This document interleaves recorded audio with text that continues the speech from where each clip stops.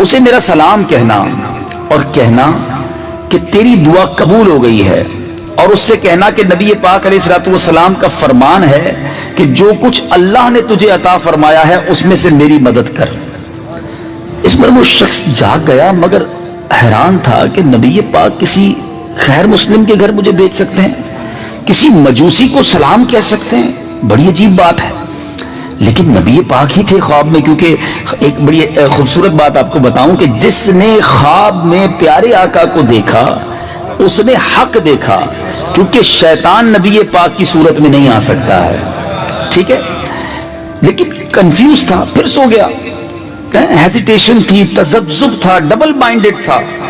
اب سویا، پھر خواب میں نبی پاک تشریف لائے، فرمایا جاؤ مجوسی کے پاس، میرا سلام دو، اس کو کہو تمہاری مدد کرے، اور یہ بھی کہنا تمہاری دعا قبول ہو گئی ہے۔ اب جب اٹھا تو کنفرم ہو گیا کہ آقا نے بھیجا ادھر ہی ہے۔ ایڈریس معلوم کیا کہ بھائی یہ مجوسی رہتا کدھر ہے، معلوم کرتے کرتے کرتے وہ شخص اس مجوسی کے گھر چلا گیا۔ اس کے سامنے بہت سارے نوکر چاکر تھے، بہت بڑا محل تھا، ون آف دا بگیسٹ، بہت بڑا بزنس مین تھا اس زمانے کا وہ۔ تو اس نے لوگوں سے کہا اگر آپ سارے ہٹ جائیں، مجھے اکیلے میں ان سے بات کرنی ہے۔ سب لوگ پیچھے ہو گئے۔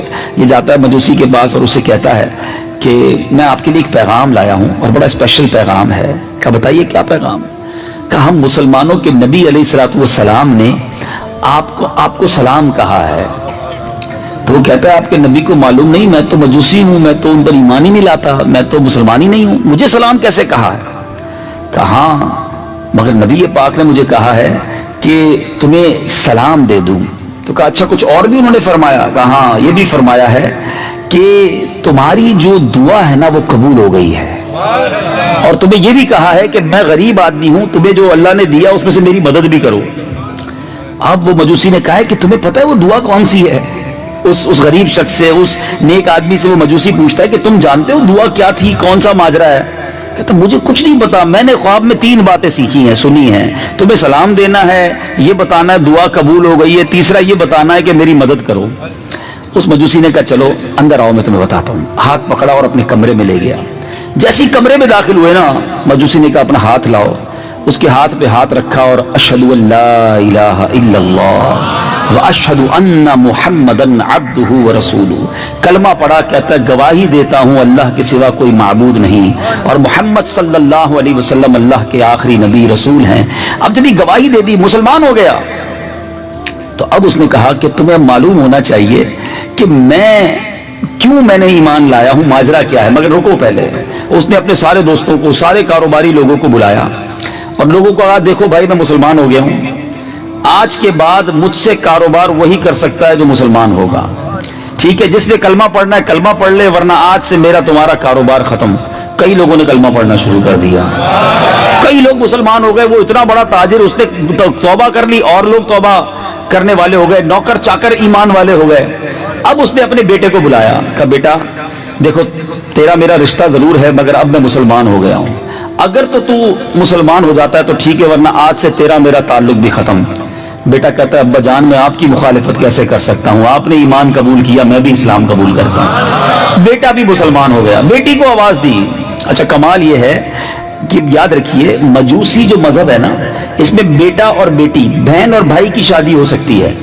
باپ نے کچھ دنوں پہلے ہی اپنے بیٹے اور بیٹی کی شادی کی تھی، تو بیٹی کو بلا کر کہا کہ بیٹی میں جو ہے وہ ایمان لے آیا ہوں، تمہارا شوہر بھی جو میرا بیٹا ہے وہ بھی ایمان لے آیا ہے، اور اسلام میں بھائی بہن کی شادی الاؤ نہیں ہے، اب تم بتاؤ تم نے کیا کرنا ہے؟ کہا ابا جان جس دن سے بھائی سے شادی ہوئی ہے اس دن سے مجھے دل سے اچھا نہیں لگ رہا کہ یہ کیا ہوا ہے، ابو جان میں بھی کلمہ پڑھتی ہوں اور مسلمان ہوتی ہوں۔ دونوں بھائی بہن میں بھی جدائی ہو گئی۔ اب وہ بھائی بہن تھے، ظاہر ہے یہ تو حرام کام تھا، غلط کام تھا۔ اب وہ بندہ جو پیغام لایا وہ ہکا بکا، شوق کے معاملہ کیا ہے، ایک کے بعد ایک مسلمان ہوتا چلا جا رہا ہے، مجھے تو بتاؤ وہ معاملہ کیا ہے، وہ پیغام کیا تھا، وہ دعا کیا تھی، وہ راز کیا تھا۔ اب وہ کہتا ہے بھائی مسئلہ یہ ہے کہ میں نے اپنے بیٹے اور بیٹی کی شادی کچھ دنوں پہلے ہی کی تھی، بہت بڑی دعوت کی تھی، سارے شہر کو بلایا، زبردست کھانا پکایا، سب کو کھانا کھلایا، طرح طرح کے کھانے تھے، پیسہ بہت تھا، سارے لوگ آئے تھے۔ کہتا ہے جب شادی سے فارغ ہو کر میں اپنے فرش پر، اپنے بیڈ پر جا کر لیٹا تو میرے پڑوس میں ایک بیوہ عورت رہتی ہے، उसकी छोटी छोटी बच्चियां हैं और वो सब सैयद ज़ादियां हैं, मुसलमानों के नबी की औलाद से हैं। मुझे उनकी रोने की रात को आवाज आई और मैं सुन रहा था कि वो अपनी माँ से बच्ची कहती है कि अम्मी जान, हमारे पड़ोसी ने जो मजूसी है इतनी बड़ी दावत की, हमें खाने को नहीं बुलाया, आज हम भूखे सोए हुए हैं, हमें याद भी नहीं किया और हम फक्र फाका का शिकार हैं। अब ये शख्स कहता है, जब मैंने ये सुना कि मेरे बिल्कुल बराबर में गरीब लोग रहते हैं और वो, ठीक है मैं मुसलमान नहीं हूं मगर उनका तो नबी की आल से ताल्लुक है, वो आका की आल से हैं, मुसलमानों के नबी की औलाद से हैं। कहता मैं खाना लिया, कपड़े लिए, रातों रात मैंने सारा सामान अरेंज किया और मैं उस गरीब घराने में पहुंच गया। जाकर मैंने खाना भी पेश किया, कपड़े भी पेश किए और जब उनको दिया तो बच्चियां अम्मी से कहती हैं, अम्मी जान हम कैसे खाएं, ये तो गैर मुस्लिम के घर का खाना है, ये ले तो आए हैं मगर हम कैसे खाएं। तो अब माँ कहती है कि बेटा अब तुम भूखे भी हो, हालत भी खराब है, भूख से हाल भी बुरा है, ये अल्लाह की तरफ से रिस्क आया है। तो बेटियां कहती हैं, अम्मी जान हम खाना तो उस वक्त तक नहीं खाएंगे जब तक अल्लाह ताला इस मजूसी को इस्लाम की दौलत ना दे दे।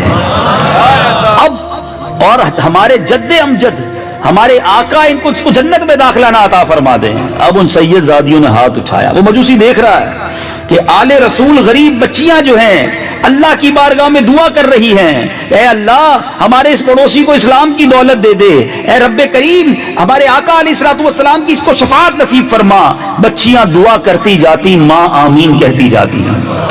अब ये मजूसी जो है वापस आ गया, कहता है मैं तो अभी आया ही हूँ, रात सोया हूँ और सुबह तुम नबी पाक का पैगाम लेकर आ गए हो और आका ने कहा है दुआ कबूल हो गई है। तो सुनो, ईमान तो तुम्हारे सामने कबूल कर लिया है, अब उम्मीद है जन्नत में भी नबी पाक साथ ही ले जाएंगे हैं। अब सुनो, मैं तुम्हारे साथ पूरा पूरा ताउन करूंगा। अब ये दूसरा गरीब आया था ना, पहले तो सैयदजादियों की मदद की थी, अब एक और पैगाम लेकर जो नेक शख्स गरीब आदमी आया था, कहा तुम्हारे साथ पूरा ताउन करूंगा।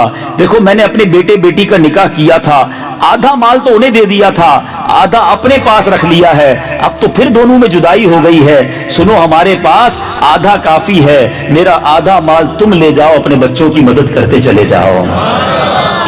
अमीर इस्लामी भाइयों, ये सादतुद दारैन नामी किताब में भी वाकया मौजूद है।